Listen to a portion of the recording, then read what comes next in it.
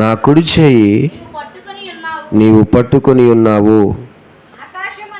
ఆకాశమందు నీవు తప్ప నాకెవరున్నారు? అయ్యా, నీవు నాకుండగా లోకములోనిది ఏది నాకు అక్కరలేదు. దేవునికి స్తోత్రం. సో ఈ కీర్తన భాగాన్ని ఎవరు రాశారని చెప్పాను, మీకు గుర్తుందా? గత ఆదివారం చెప్పాను. ఈ కీర్తన భాగాన్ని ఆసాపు. ఎవరు చెప్పండి? సో నేను మరలా పరిచయం చేయను ఆ వ్యక్తిని. అయితే ఈ ఆసాపు కొందరిని చూశాడు.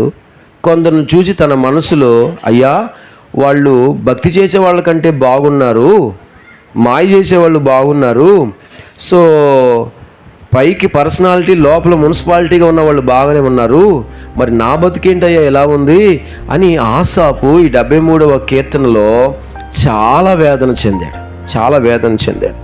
అయితే ఆ వేదనకు ప్రతిఫలంగా దేవుడిస్తున్న జవాబు తను చూశాడన్నమాట. ఎన్నో వచనంలో చూశాడు? 17వ వచనం చదవండి నాన్న. నేను దేవుని పరిశుద్ధ స్థలమునకు పోయి వారి అంతమును గూర్చి ధ్యానించు వరకు ఆ సంగతి నాకు తెలుసా. అరే, ప్రార్థన చేసేవాడు, పరిశుద్ధంగా ఉన్నవాడు, పాపం చేయనోడేమో బాధపడుతున్నాడు, దుఃఖపడుతున్నాడు, ఆశీర్వాదాలు లేవు. పాపం చేసేవాడేమో, పరిశుద్ధంగా ఉండని వాడేమో, పాపాన్ని జురుకుంటున్న వాడేమో, లోకంలో తిరుగుతున్నవాడేమో, మేడ మీద మేడ, కార్ల మీద కార్లు, అంతస్తుల మీద అంతస్తులు, ఫాలోయింగ్, రేటింగు, సబ్స్క్రైబ్స్తో తిరుగుతున్నాడు, అల్లాడిపోతున్నాడు. మరి నా స్థితి ఏంటి? నా భక్తి వ్యర్థమేనా? నా నీతి వ్యర్థమేనా?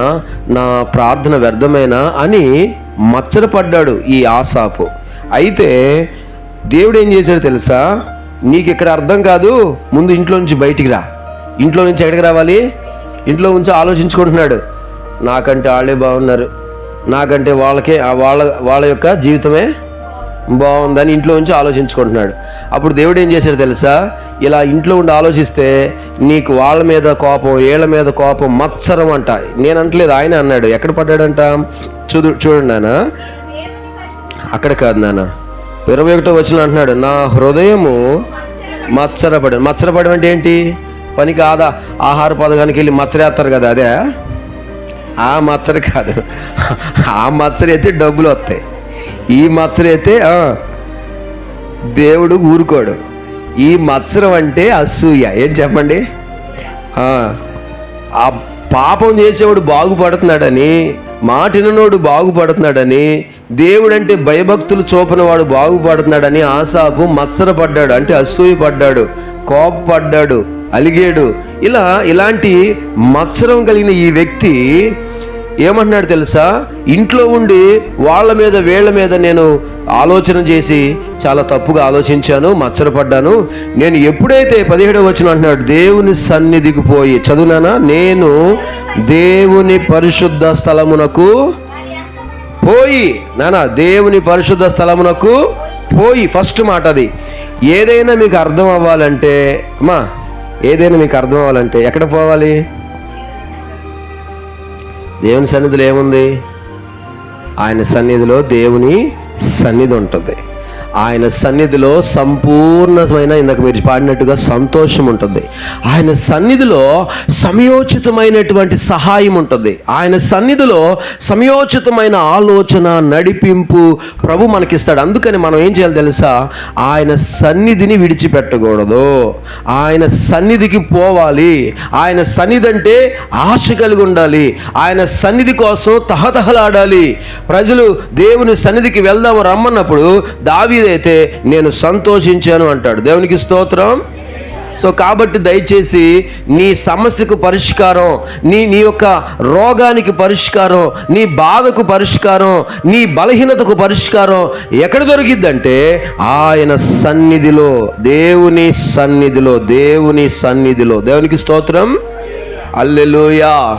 కాబట్టి దేవుని సంగమా, నీకున్న బాధ నువ్వు పోగొట్టుకోవాలనుకుంటే, నీకున్నటువంటి ఆ కోపం నువ్వు పోగొట్టుకోవాలనుకుంటే, నీకు అర్థం కాని అయోమయ పరిస్థితులు నువ్వు తొలగి బయటికి రావాలంటే దేవుని సన్నిధిలో నీకు ఆలోచనలు దేవుడు ఇస్తాడు. దేవునికి స్తోత్రం.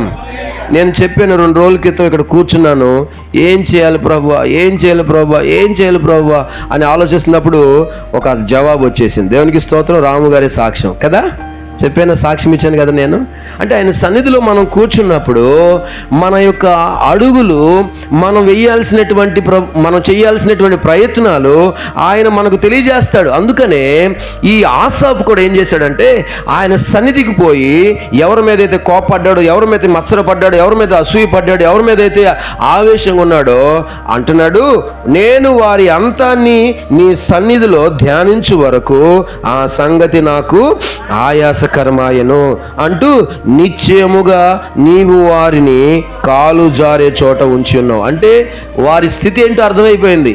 అందుకనే ధైర్యం తెచ్చుకుని నా పాపాన్ని క్షమించయ్యా, నేను మచ్చరపడ్డాను, వాళ్ళ మీద వీళ్ళ మీద ఏడ్చాను, నన్ను క్షమించయ్యా అంటూ ఈ 23వ వచనం అంటాడు, అయినను నేను ఎల్లప్పుడూ నీ యొద్దనున్నాను, నా కుడి చేయి నీవు పట్టుకొని ఉన్నావు. అందరు చెప్పండి, దేవుడు మన కుడి చేయి పట్టుకొని ఉన్నాడు. హల్లెలూయా.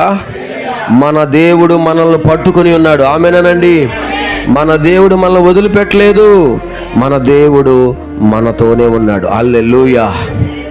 మన దేవుడు ఎక్కడున్నాడు చెప్పండి? మనతోనే ఉన్నాడు. ఆయన అంతం వరకు ఉంటాడు, ఆయన సమాధి వరకు ఉంటాడు.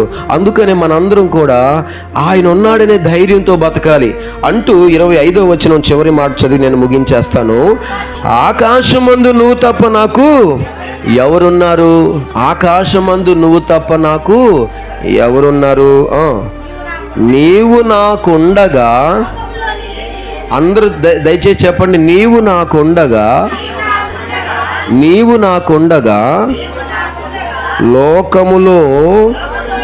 లోకములోనిది ఏదియు నాకు అక్కరలేదు.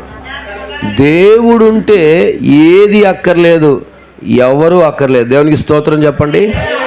దేవుడు లేకపోతేనే ఏడవాలి, కన్నీరు కార్చాలి, వాళ్ళు రాలేదు, వీళ్ళు రాలేదు, వాళ్ళు మాకు సహాయం చేయలేదు, వీళ్ళు మాకు సహాయం చేయలేదు, వాళ్ళు మమ్మల్ని ప్రేమించట్లేదు, వీళ్ళు మమ్మల్ని ప్రేమించట్లేదు. దేవుడు లేకపోతే వాళ్ళ మీద వీళ్ళ మీద మనసు పారేసుకో, నేను కాదన్నా. ఒకవేళ నీ హృదయాంతరంగంలో పాపం లేకుండా, నీ హృదయాంతరంగంలో ఎటువంటి దుష్టము దుర్మార్గం లేకుండా దేవుడు నీ హృదయం అనే కోవెల్లో ఆయన ఉంటే ఖచ్చితంగా ఏది అక్కర్లేదు, ఎవరు అక్కర్లేదు. స్తోత్రం చెప్పండి. హల్లెలూయా. అందుకనే have your God in your heart. నీ దేవుడిని నీ హృదయంలో కలిగుండు. దేవునికి స్తోత్రం చెప్పండి. హల్లెలూయా. తమ దేవుని ఎరిగిన వారు సింహము వలె ధైర్యంగా ఉంటారంట. గట్టిగా చప్పలు కొడదాం ఒకసారి. తమ దేవుని ఎరిగిన వారు ఎలా ఉంటారు చెప్పండి? మీరు దేవుని కలిగి ఉంటే, దేవుని తెలుసుకుంటే, దేవుడు మీలో ఉంటే, ఆయన మీ చేయి పట్టుకుంటే, ఆయన మీలో, మీరు ఆయనలో ఉంటే, నేను చెప్తున్నాను ఏది అక్కర్లేదు. ఒకవేళ ఎవరు ఉంటే దేవునికి స్తోత్రం, ఎవరు లేకపోయినా దేవునికి స్తోత్రం. హల్లెలూయా. అందుకనే ఆసాపు ఈ కీర్తనలో నీవు నాకుండగా, అందరనండి, నీవు నాకుండగా ఈ లోకములోనిది ఏది నాకు అక్కర్లేదు. దేవునికి స్తోత్రం. దేవుడు ఉంటే అన్నీ వేస్ట్ అనిపిస్తాయి, దేవుడు లేకపోతేనే అన్నీ కావాలనిపిస్తాయి. గుర్తుపెట్టుకోండి అమ్మా, దేవుడు ఉంటే చెప్పండి, దేవుడు ఉన్నాడు అనుకో, ఏమి లేకపోయినా నాకు అక్కర్లేదు అనిపిస్తుంది. దేవుడు లేకపోతే, ఉంటే ఏమి లేకపోయినా పర్వాలేదు. ఒకవేళ ఆయన లేకపోతే నాకు అది లేదు, ఇది లేదు. దయచేసి ఆయన కలిగి ఉండండి, మీరు ఎప్పుడు నిరాశపడరు. దేవునికి స్తోత్రం. ఆనందమే పరమానందమే అని పరలోకంలో పాడాల్సిన పాట భూలోకంలోనే సంతోషంగా పాడుకుంటారు. దేవునికి స్తోత్రం. ఆనందిద్దాం, ప్రభులో నిత్యం ఆనందిద్దాం. ఎందుకంటే ఆయన నిన్ను పట్టుకున్నాడు, ఆయన నీతో ఉన్నాడు, ఆయన కుడి చేయి నీ మీద ఉంది. దేవునికి స్తోత్రం. హల్లెలూయా.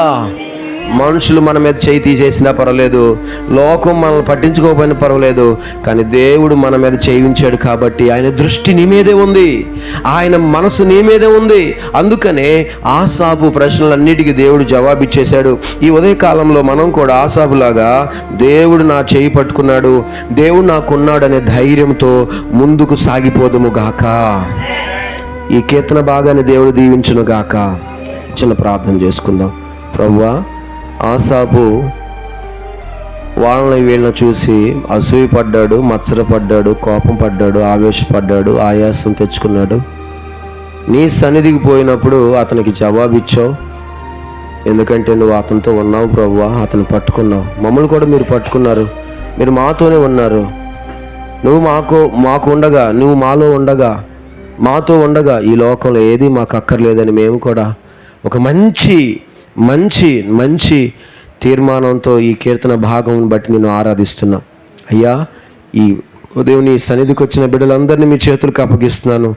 ఏ విషయంలో వాళ్ళు నాయన తండ్రి నాయన వీరిని చూసి వాళ్ళని చూసి ప్రభువా వీరిని బట్టి వారిని బట్టి ఒకవేళ మనసులో నొచ్చుకుంటున్నారేమో, బాధపడుతున్నారేమో నాకు తెలియదు, కానీ నిన్ను ముందు పెట్టుకునే మనసు, నిన్నే ధ్యానించే మనసు, నీ మీదే ప్రేమ పెంచుకునే మనసు, దేవానికి స్తోత్రాలు మా అందరికీ దయచేయమని, ముఖ్యంగా ఆసాపుకి ఇచ్చిన హృదయం మాకును దయచేయమని స్తుతిస్తూ యేసు నామములో ప్రార్థిస్తూ ఆరాధిస్తున్నాము తండ్రి. ఆమేన్. హల్లెలూయా. సమయంలో కీర్తన భాగం నేను ఎందుకు ఫాస్ట్గా వెళ్తున్నానంటే సమయం తక్కువగా ఉంది కాబట్టి నేను కొంచెం త్వరగా ముగించాల్సి వస్తుంది.